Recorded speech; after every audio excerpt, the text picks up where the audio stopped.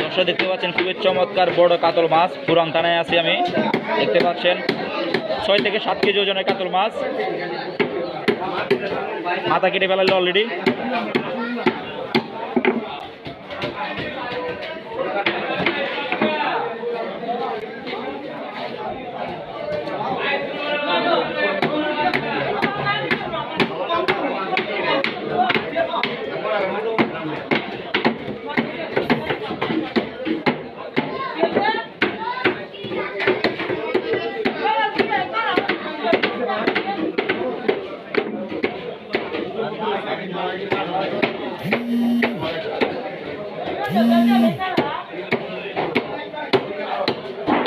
দেখাও তো মাছের মাথাটা কি অবস্থান, একটু দেখাও তো, উল্টা পাল্টা দেখাও তো।